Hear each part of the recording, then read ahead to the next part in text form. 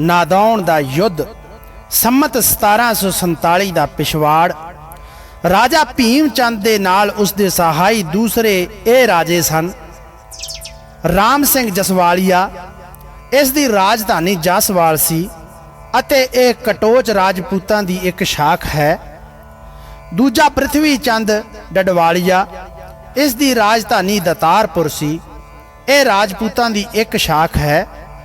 सुखदेव जसरोटिया इस दी राजधानी जसरोटा सी, यह जसवाल राजपूतां दी एक शाख है। तहां राज सिंघम बली भीम चंदंग चढ़्यो राम सिंघम महा तेज वंदंग सुखंग देव गाजी जसा रोट राजंग चढ़े क्रुद्ध कीने करे सर्ब काजंग। भीमचंद इन्हां राजियां ते इन्हां दी सेना सहित चढ़ाई करके नादौन पुज गया।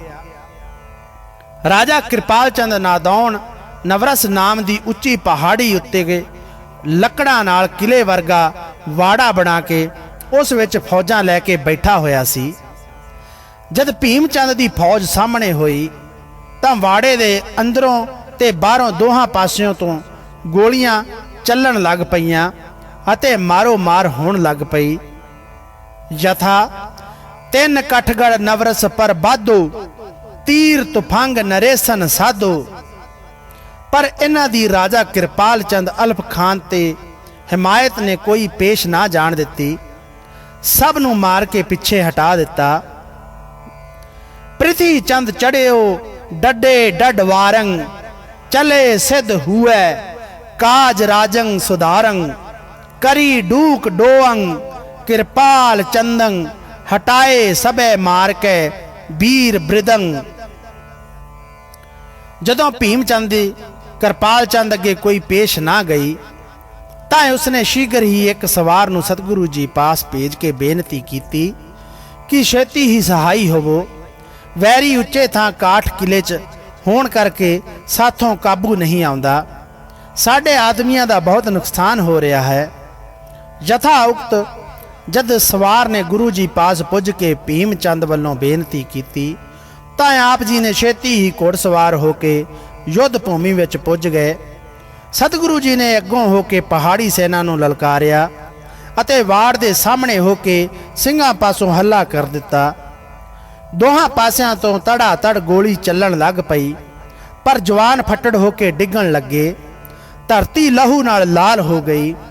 फिर बरशियां ते तीरां नाल लड़ाई होण लगी। गुरु जी ने सूरमियां विच ऐसा जोश भरिया कि किले तो बाहर जिहड़ी कृपाल चंद ते अल्फ खान दी फौज लड़ रही सी ਉਹ ਭੱਜ ਉੱਠੀ, ਲੋਥ ਤੇ ਲੋਥ ਚੜ ਗਈ। ਇਸ ਦਾ ਵਰਣਨ ਸਤਿਗੁਰੂ ਜੀ ਨੇ ਬਚਿੱਤਰ ਨਾਟਕ ਵਿੱਚ ਇਉਂ ਕੀਤਾ ਹੈ। तबै भीम चंदंग कियो कोप आपंग हनुमान के मंत्र को मुख जापंग सबे वीर बोले हमें भी बुलायंग तबै ढो कह के सो नीकै सदायंग। जद कृपाल चंद ने किले दे बाहरले सैनिक बहुत मारे गए अते कुछ भज गए तां अपनी हार हुंदी वेख के उन्हां ने किले दे अंदर सलाह कीती कि इस तरह अंदर घेरे च आण के मरन नालों बाहर निकल के बल धार लड़ना चाहिदा है। राजा दयाल चंद बिजड़ वालिए ने कृपाल चंद कटोचिए नूं आख्या कि भीमचंद ने अपनी सहायता वास्ते गुरु जी नूं नाल लैके साडे किले नूं घेरा पाया होया है। जेकर भीमचंद ने हुण सानूं जित लिया तां सारे राजे मखौल करनगे। इस वास्ते दोहां नूं एक मुठ होके भीमचंद उत्ते पै जाना चाहिदा है। दोहां ने यह मता करके अपने वीरां नूं ललकार के बंदूकां तीरां ते नेजियां भालियां नाल वाड़े तो बाहर निकल के मारो मार करके बड़ा जोर दा हल्ला बोल दिता। युद्ध दे वीरां नूं जोश देण वास्ते वाजे ढोल तौंसे अते नफीरियां आदਿਕ मारू राग दे साज जोर जोर वजन लगे। लहू दियां नदियां चल पईयां, धरती लाल हो गई। जथा रसावल छंद कृपाल कोपियंग हठी पाव रोपियंग सरोगंग चलाए बड़े वीर काए परयो युद्ध चंडंग सुनियो नव खंडंग चलियो शस्त्र बाही रजोती निबाही। इस हला हूल ते कट्टा वड विच बिजड़ वालिए दयाल ने कृपाल कटोचीए नूं ललकार के सारे योधे एक मुठ होके वैरी उत्ते पै गए। जद आमो सामने होके बड़ा जोर दा युद्ध होण लगा तां प्रिथी चंद डडवालिए ने बड़ी बहादुरी नाल वार करके वैरियां नूं अगे ला लिया। जद कृपाल चंद कटोचीए दे पैर हिल गए तां दयाल बिजड़ वालिए ने अगे होके सारे योधियां नूं ललकारा मारिया। भज्जे किथे जांदे हो, तकड़े होके लड़ो। दयाल सूरमे नूं इस तरह अड़िया वेख के भीम चंद ने गुरु जी अगे बेनती की कि महाराज जी इसनूं मार के फतेह प्राप्त करके मेरी लाज रखो, जित हार तुहाडे जुम्मे ही लगनी है। सतगुरु जी बचित्र नाटक विच लिखते हैं, तवंग कीट तोलो तुफंगंग संभारो हृदय एक रावंत के तक मारो। सतगुरु जी ने भीमचंद की बेनती प्रवान करके अपनी बंदूक संभाली अते घोड़े नूं तेज करके दयाल दे सामने जाके उसनूं ललकारिया कि तकड़ा हो जा, हुण असीं आ गए हाँ। गुरु जी की ललकार सुन के दयाल ने बहुत तिखे बाण चलाए, पर गुरु जी ने कोई भी लगन ना दिता। पर गुरु जी ने निशाना बन के दयाल नूं बंदूक की गोली मारी, जिस नाल ओ ब्रिश दे टाणे वांग घोड़े तो डिग के दम तोड़ गया। गुरु जी बचित्र नाटक विच लिखते ने, गिरियो झूम भूमै करियो युद्ध सुद्धंग तऊ मार बोलिए महामान क्रोधंग। दयाल दी मौत नाल कृपाल चंद आदि सब सूरमियां नूं बड़ा शौक होया। दुश्मनां दे हौसले टट्ठे वेख के भीम चंद ने साथियां ने इक्को वार गोलियां बंदूकां अते तीर बाणां दी तड़ा तड़ झड़ी ला दित्ती। सतगुरु जी ने जद वेख्या कि कृपाल चंद अते अल्फ खां दे कुछ साथी अजे भी लड़ रहे हैं तां आप जी ने बंदूक रख के तनुख बाण हथ फड़ लिया। फिर घोड़े नूं तेज करके आप जी ने 4 तीर सज्जे हथ अते 3 तीर खब्बे हथ दुश्मनां उत्ते चलाए। गुरु जी कथन करते हैं कि पता नहीं ये 7 तीर किसे नूं लगे जा नहीं, पर वैरी दलां विच इन्हां तीरां नाल भांज पै गई। बचित्र नाटक विच लिखते ने,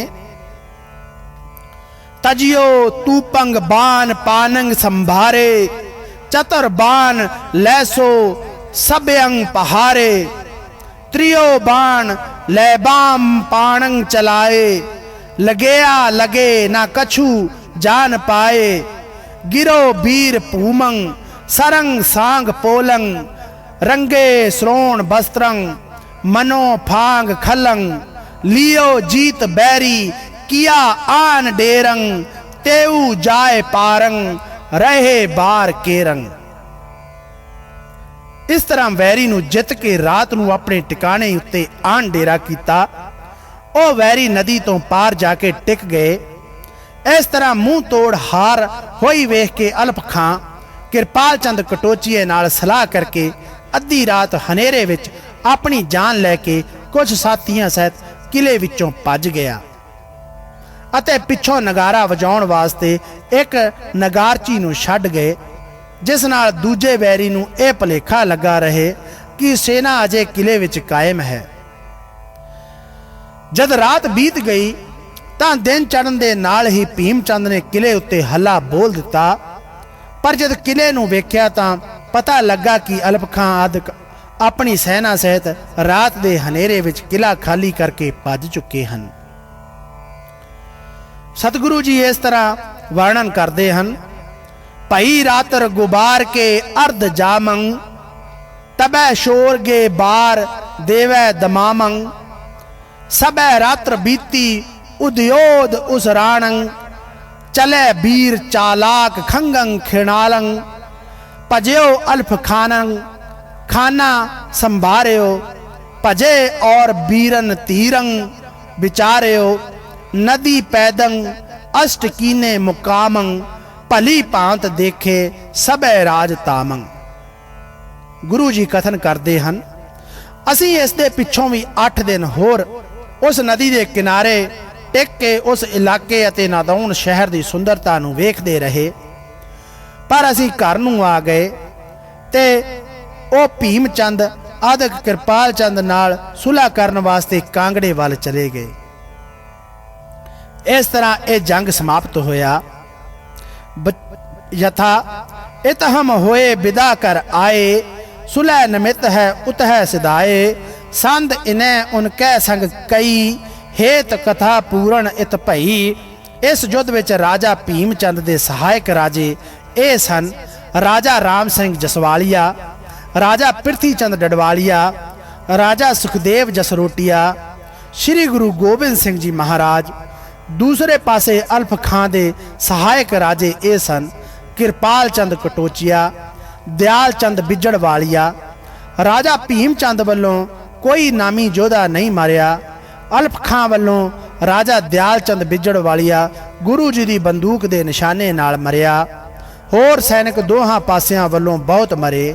नतीजा अल्फ खां हार खा के नस गया अते भीम चंद दी गुरु जी की सहायता नाल जित हुई। बोलो भाई जी वाहिगुरू।